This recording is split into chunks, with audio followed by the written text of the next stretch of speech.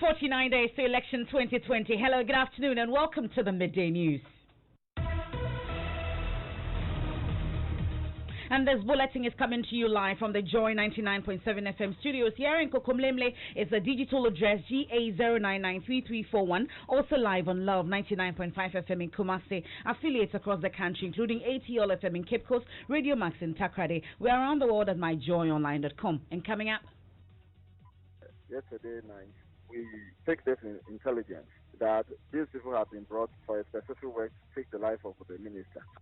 Police in the Central Region appeal to public to volunteer information as they continue to investigate claims Aguna West MP and Gender Minister has been targeted to be killed. The arrests have been made, but still investigation is ongoing. So I wouldn't talk too much about it. I will continue to engage the general public to continue to give us information. We'll hear from the police and bring you details as the minister submits a statement on the matter to the police. License buying companies and farmer society groups exposed as Joy News investigations uncover how they illegally rent their certification license to businessmen to enable them export regular cocoa as certified ones. The actual rent that we are going to just be like 10%, so 90% I'll forge it.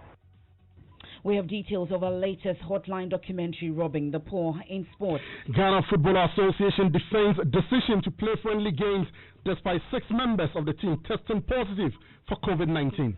And later, movie lovers call on government to reopen cinemas following restrictions imposed after COVID-19. Cinemas should be open because, come to think of it, some of the politicians are using the same cinemas for their programs. We can just sit at home and watch the telly we want. We have Netflix too. To me, everything's about to be closed, so we have a solution for Corona. We'll hear from Information Minister on why the cinema doors remain shut. That and more here on the Midday News with me, Emefa Apawu. Thanks for your company. Please stay for details.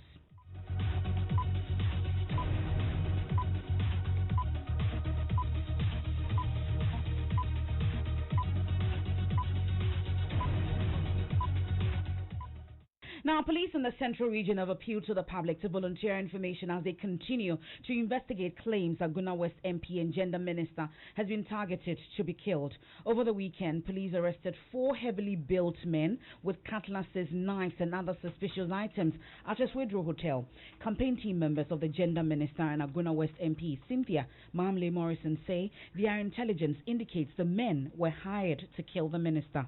We can confirm to the public that the Honorable Minister is in safe hands and she is well. Sudanese, we took the information even a week back. There has been some move and plans to cause some confusion within Aguna West. Specifically, we heard of arson activities going to be happening in the Swedro Market and also at Maryland School. The Maryland School belongs to the Gender Minister. So at 8 p.m. in the yesterday night, we take this intelligence that these people have been brought for a specific work to take the life of the minister. Now, the regional police commander says investigations are underway to ascertain the motive of the men who were arrested by the Swedro Divisional Patrol Team. Meanwhile, Cynthia Mamle Morrison has submitted her statement to the police.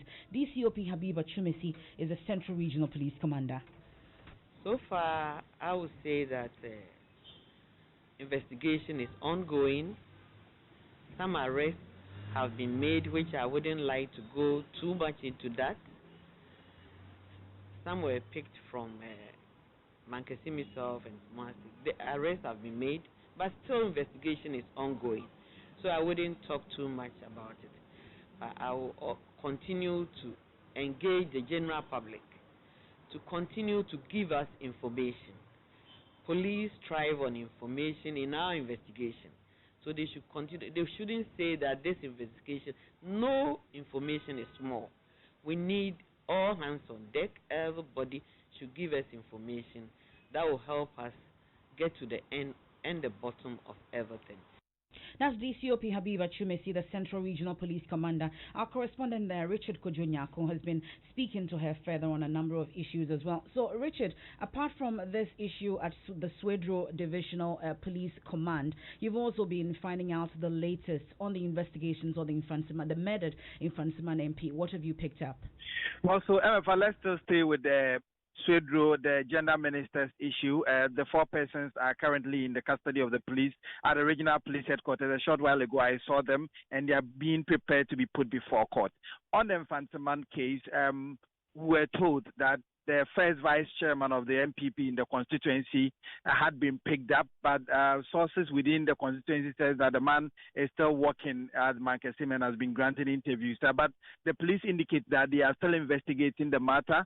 They know that there are a lot of people that they need to apprehend, and so they wouldn't want to give more info on that, but they are asking the general public around the Mankesim, Jumaukon, Swedre area to continue to volunteer information to the police to enhance their investigation process. So we understand that Madam Cynthia Morrison has submitted a statement to the police. What more can you tell us about that?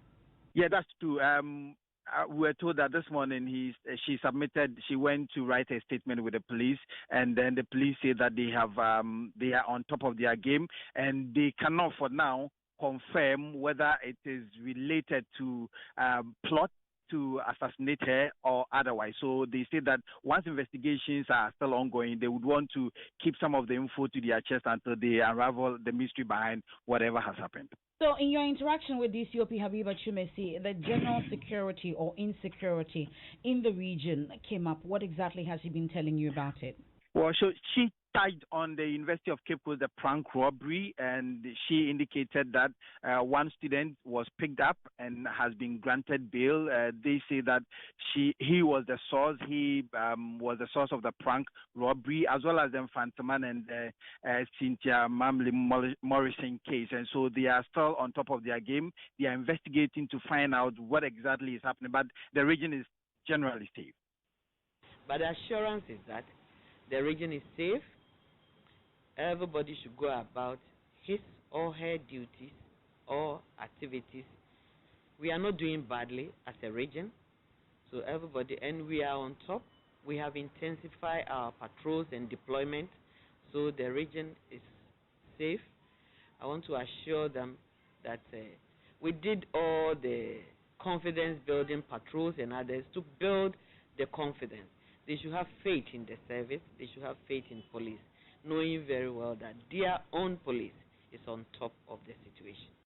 Once again, DCOP Habiba Chumesi is the Central Regional Police Commander. Now, with just a few days to the upcoming polls, there's been a surge in the deaths of politically exposed persons.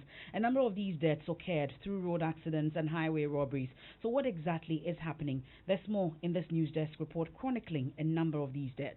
In August this year, an NDC constituency financier for Isunafo North in the Ahafo region, Akwesi Banahene, was reportedly shot dead by some unidentified persons. The incident was said to have occurred in his house at Mim. A few weeks after that, the party's deputy Bono East Regional Youth Organizer in Siakojo also died after a vehicle he was traveling in was involved in a head-on collision on the Kintampo-Techimang Highway. Before you get to the toll booth here itself, there are speed ramps. But I wonder, most of the time, these cars, the trucks, they are too loaded. They are heavy loaded. Even just now, a truck just passed, a Chaco truck, so too loaded. And because, these heavy trucks, their braking system, when they are loaded, their braking system, when the driver is applying brake, it's not like these small trucks. I'll bring you the full News Desk report chronicling the number of these deaths shortly. Meanwhile, on the back of some of these killings, Information Minister Kojo Oponkroma says government will clamp down on people who intend to foment trouble ahead of the elections to create an impression of insecurity. Just in the last 24 hours, some persons have been arrested, I think in Agona, conspiring to attack the NPP parliamentary candidate there. So there are some persons who are interested in engineering insecurity. Let me be very clear that the security agencies will clamp down very firmly on them. There's a new anti-vigilante legislation that has been passed, and it will be used to the letter on any persons or group of persons who are caught in this web. That's number one, for those who are interested in stoking insecurity. On the supply side, we have done a lot to beef up the numbers of security persons in the country, talking of the police and the military. And we've done a lot to provide them with logistics as well. And we'll continue to do the same to protect the population and at-risk cohorts within the Ghanaian population. Okay. On the third part of it, which has to do with the obligation of citizens, we all have to have our eyes wide open and do well to alert the security and intelligence agencies when we hear something. That's the Information Minister, Kojo Oppong-Nkrumah.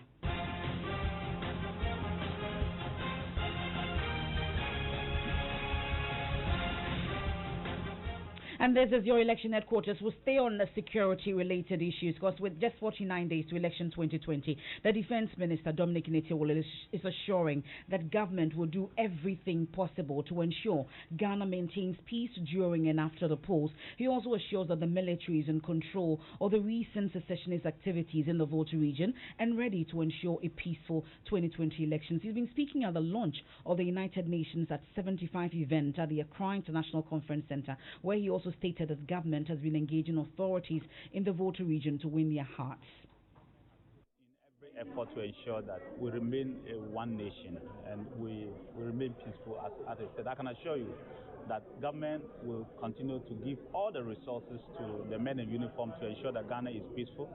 We have been engaging everybody, the chiefs, the opinion leaders, the people in the area, to win the hearts and minds of all the people in the area. And I can assure you that as the Minister for Defense, the National Security Minister is there, the Interior is there, and our service chiefs and opinion leaders and the people who work with us, we can assure you that we will ensure that we usher Ghana through this transition that we face, this problem that we face, and we'll come out very victorious at the end. And I want to thank the people of the Volta region for the support, enormous support. We met the chiefs and they pledged to support us. If you hear of all the massive arrests and fishing out of all the corporate, it is the support of the people themselves.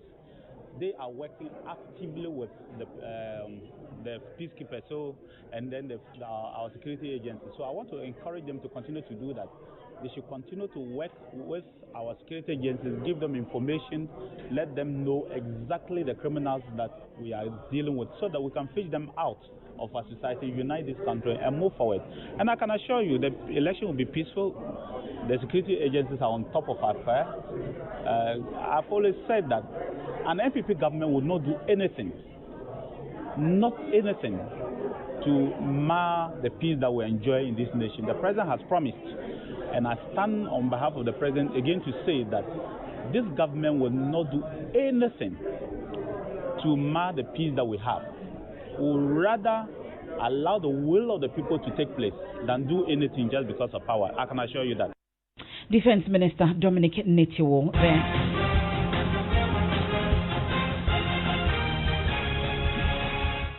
We'll get back into the election headquarters shortly, but let's move on to some other stories. Joy News investigations have uncovered how some license buying companies and farmer society groups illegally rent their certification license for as high as $1 million Ghana cedis to businessmen. Another cocoa sustainability initiative, farmers are paid extra premium for growing certified cocoa. However, in many cocoa growing areas across Ghana, there is a blatant abuse of the system, giving rise to a situation where some LBCs do not pay the appropriate premium and also pass regular cocoa as certified. Now, these underhand dealings make the farmer poorer, defeating the purpose of the cocoa sustainability program. There's more in our latest Hotline documentary, Robbing the Poor, by investigative journalist Kwete Nate.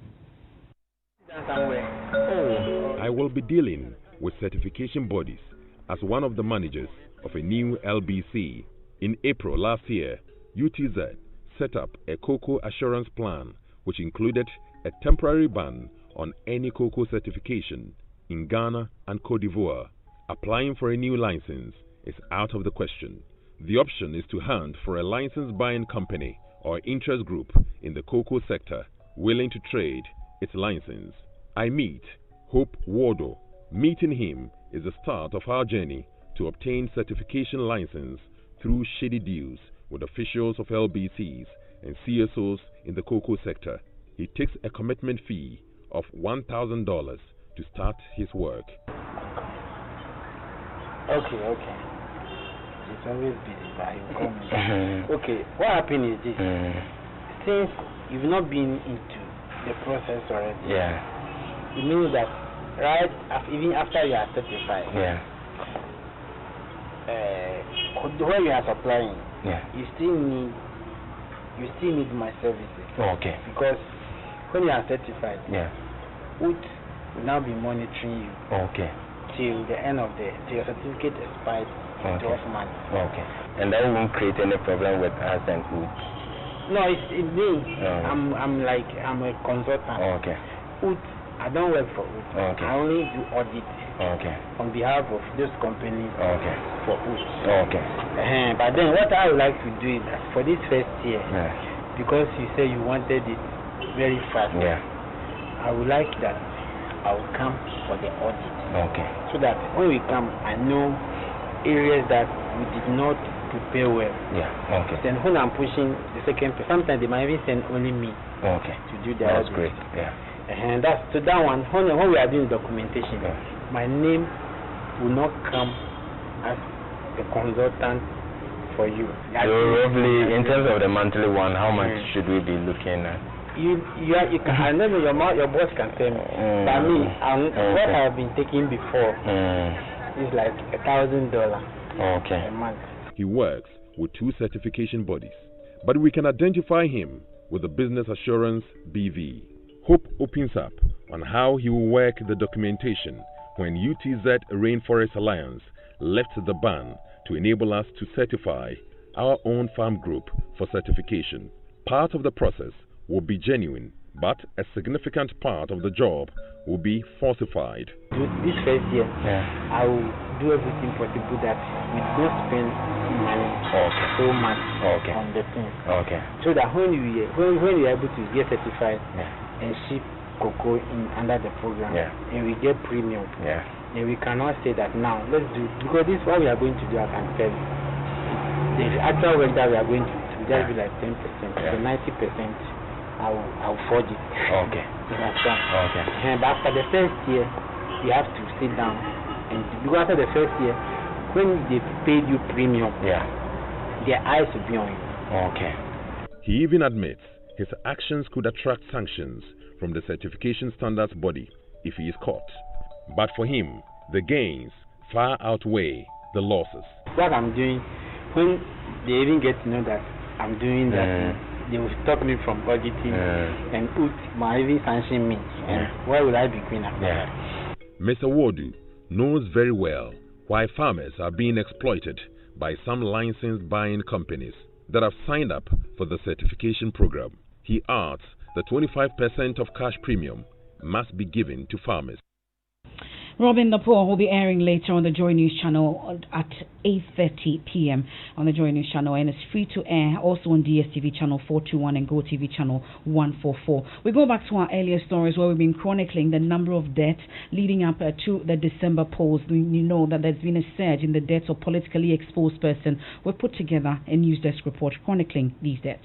In August this year, an NDC constituency financier for Isunafo North in the Ahafo region, Akwesi Banahene, was reportedly shot dead by some unidentified persons. The incident was said to have occurred in his house at Mim.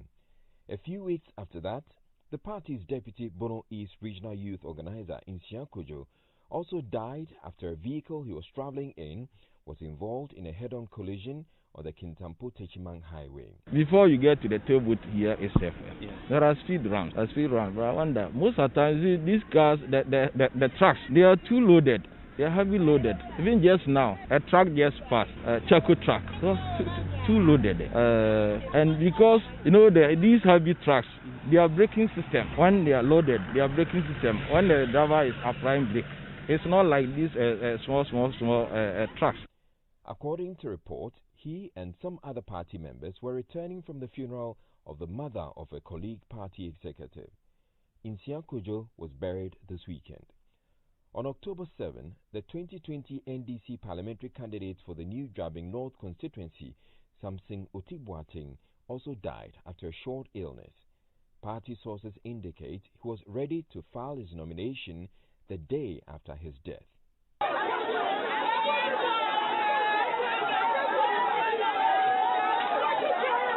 But perhaps what shocked the nation more was the killing of the MP for Mfansimang, Eko Kwanza Hayford, on the dawn of October 9. The legislator was shot dead by suspected armed robbers on his return from a political campaign. 5 persons have so far been arrested in connection with the death. We thought it was an accident, so we slowed down. We got closer and realized the rider in front of us had been stopped. We got near and realized they had guns hanging on their shoulders. Honorable was at the front of the car and he started shouting, "Armed robbers, armed robbers." armed robbers. We didn't know what to do, so we tried to use a small space and escape, but he started shooting, causing us to stop. His wife, a former police officer, is set to replace him in the upcoming election. 2 days after that incident, the MPP campaign manager in the northern region died in a ghastly motorbike accident on his return from a political assignment. Mr. Hudu, until his death, was the assembly member for the Chishogu electoral area in the Tolon district. Only last Friday, the MPP's parliamentary nominee for Yape Kusegu constituency in the Savannah region, Abu Kamara, also died in a road accident with 2 other members of his entourage. Their vehicle reportedly crashed into an articulated truck at Datoyele at night. The party's woes continued to deepen as it emerged its youth organizer for the Ododidiodio constituency, William Walters Bruce Tego, also died this weekend. The cause of death is not yet known. Many of these deaths may be accidents, but it is certainly a worrying situation. Now, the Northern Regional Director of the National Road Safety Authority, Alexander Ayeta, is admonishing political parties to get enough rest during campaigns and tours. It happened as a result of a fatigue or the driver of the candidate was sleeping, leading to the death of this candidate. But what the police said, and I have looked at it and I have the pictures, it indicated that, of course, there was some fatigue that was setting. Unplanned activities that they undertake leaves them so much to be tired, and drivers don't even have the time to sleep. And I believe that, of course, if we're able to look at it critically at this time of the season, election time, I tell you, my brother, we can do something to prevent this kind of unwarranted, preventable deaths we have. I think that all of us, as a media who are now collaborating, particularly Joy FM and others, we can stop it. We need, as politicians, to plan our journeys, our campaign journeys, the time of activity, where you want to go, you plan your journey, so that when you set off, you try to get there live. You don't have that luxury of time to say, oh, let's waste time here. And I said, it depends on also the journey you plan and the rally. You go there, you overstay, and you want to get to every point of the constituency.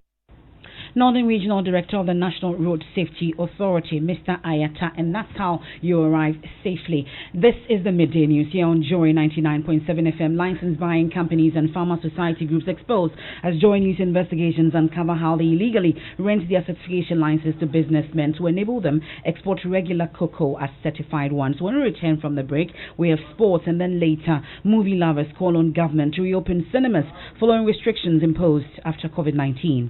Cinemas should be open because, come to think of it, some of the politicians are using the same cinemas for their programs. We can just sit at home and watch the telly we want. We have Netflix too. To me, everything's about to be closed, so we have a solution for Corona. 55, 78, 17. Hey, Charlie. My network is really killing me. I have to pay my uncle's workers mobile money, but the charges alone, it's about 380 cedis. Charges alone just to send money? That's $10 of cement already, my guy. Listen, bro, you can save money on charges if you move to Vodafone Cash now. Vodafone Cash? But my network is... Hey, sending money on that your network, you pay. Sending money on your network to other networks, you pay. But guess what? Sending money on Vodafone Cash is free. Sending money on Vodafone Cash to all other networks is also absolutely free. No charges at all on Vodafone Cash. So tell me, what are you still doing on that your network? Massa, look sharp, then move to Vodafone Cash. Hey, make a change the SIM right now. Yes, sending money on Vodafone Cash to all other networks is now absolutely free. Send unlimited amount of money as many times as you like for free. Just dial *110# now to send money. The future is exciting. Ready?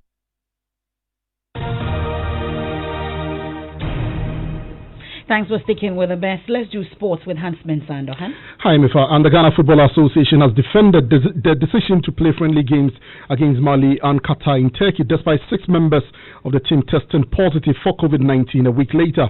Jordan Ayew was the last to confirm he had tested positive for coronavirus, while Caleb Kuban, Kasim Nuhu and Joseph Edu were left out of their team's match day squad this weekend with suspected cases of COVID-19. The GFA, despite this, maintained they behaved responsibly as an institution by observing all safety protocols. Henry Asanti-Chum speaks for the GFA. I don't want us to talk about whether it was necessary or it wasn't necessary for the 2 games to be played. Technically, we needed to assess our strength, test the strength of the team before our AFCON qualifiers. As a football association, even when we were negotiating for these games, we had to send all our COVID protocols, arrangements, engagements with the clubs. And it was based on that that these players were released to come and play for the Black Stars. The players would attest to the fact that even when they were in camp, we always reminded them to respect the protocols. Social distancing, hand sanitizers were provided in numbers, and then also nose masks were given to these players. Now, before games, it was mandatory that we tested players. So I think that we did our possible best. We behaved as a responsible institution. It's unfortunate. We are dealing with a virus that is very unpredictable. You can test negative today and test positive the following day. That's Henry Asanti-Chum, the Communications Director of the Ghana Football Association. That's your sports. Thank you very much, Hans. Now, former Director General of the Ghana Maritime Authority, Kwame Owusu, has revealed he turned down his appointment for Board Chairman of the Ghana Revenue Authority as he debunked suggestions it was withdrawn. You recall Mr. Owusu in 2019 was accused of renovating his residence building at 1 million Ghana cedis and also spending 23,910 cedis on fixing 13 air conditioners there. He's been explaining himself to the host of the AM show on the Joy News channel, Mama V. Owusu Abuaje. 2 separate buildings, 5 bedrooms, 2 separate living rooms that you made so much noise of. I had called it mediocrity because you didn't do any benchmarking. You didn't ask how many air conditioning that Gapoha, Cocoa Board, including some of your own small boys who are newsmakers, they have probably 15 in their own. So before you say something is in excess, you must have done some benchmarking. And we heard you were going to be board chair of the Ghana Revenue Authority. Did you ever step there? No. What happened? Well, I think that you started making noise. I was asked by the president to leave Ghana Maritime Authority, so I resigned. Did he give you reasons? Yes, so that I could be appointed to go and chair the Revenue Authority. There was a number of CSOs, anti-corruption organizations. Oh, I mean, that petitioned. Yes. I don't know where they petitioned to. See, they seem to know everything. And they will say, oh, Kwame also did that, Kwame also did that. I had so much of you talking, including them, if you do. So I wrote to the president to withdraw. He never called me and said, no. That's Kwame, former Director General of the Ghana Maritime Authority, Kwame Owusu, interacting with my colleague Mama V. Owusu Abuaje. Now, the COVID-19 pandemic has wreaked havoc for the arts sector around the world. Festivals and concerts have been cancelled. Theatres and cinemas also shut. In Ghana, since the beginning of the lockdown in March, cinemas are still closed. The film fraternity is outraged by this decision, but the Information Minister, Kojo Ponkuma, explains why the doors remain shut in the following report. President Akufo-Addo gave his 18th address to the nation on measures to fight COVID-19. In his speech, he said, "Limit on the numbers of persons who can attend conferences, workshops, and award events has been lifted." Meanwhile, cinemas are still closed, and the film fraternity is concerned about their livelihoods.